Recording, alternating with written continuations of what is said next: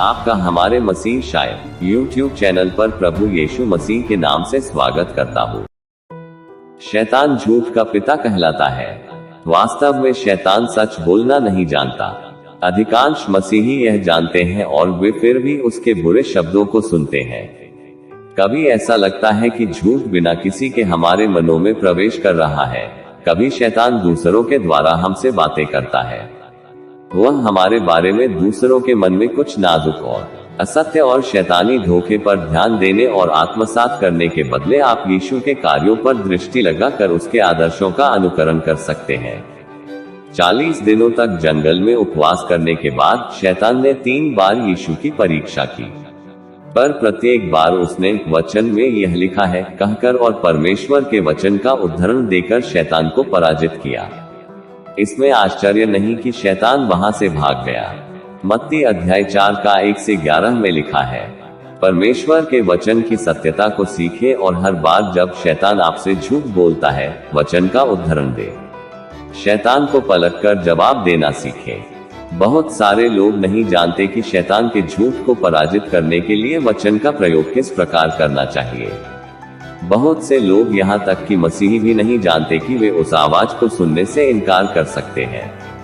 बहुत सारे लोग नहीं जानते कि शैतान नकारात्मक और गलत विचारों के द्वारा उनके मनों पर आक्रमण करता है। झूठ बोलना उसका स्वभाव है। वो हर एक को गुलाम बनाना चाहता है। मैं यह समझने के लिए लोगों को प्रोत्साहित करना चाहता हूँ कि अपने आत्मिक युद्ध में हम अकेले नहीं हैं। केवल उनके मन ही आक्रमण के अधीन नहीं है। शैतान हर एक के विरुद्ध आता है। उसका संपूर्ण लक्ष्य हत्या करना, चोरी करना और नाश करना है, किंतु यीशु आया कि हम जीवन पाएं और बहुतायत से उसका आनंद उठाएं। यूहन्ना 10 का 10 में लिखा है। आत्मिक हथियारों के प्रतीक जो प्रभु ने हमें उपलब्ध कराए हैं, अधिक जागरूक बनने से और उनका उपयोग करना सीखने से हम विजय पा सकते हैं। हमारे मनों में शैतान के बनाए मजबूत किलों को हम ढा सकते हैं। बाइबल हमसे कहती है कि जब हम सत्य को जानेंगे तब सत्य हमें शैतान के दृढ़ गणों से स्वतंत्र करेगा। यूहन्ना 8 का 32 में लिखा है। यीशु मेरा मित्र बन गया है। उसे मैंने अपने उद्धारकर्ता के रूप में जाना है और परमेश्वर के रूप में उसकी आराधना करता हूँ। उसने अपने मानव शरीर में परीक्षा की दशा में डक उठाया, परखा और आजमाया गया, तो वह उनकी सहायता कर सकता है जिनकी परीक्षा होती है।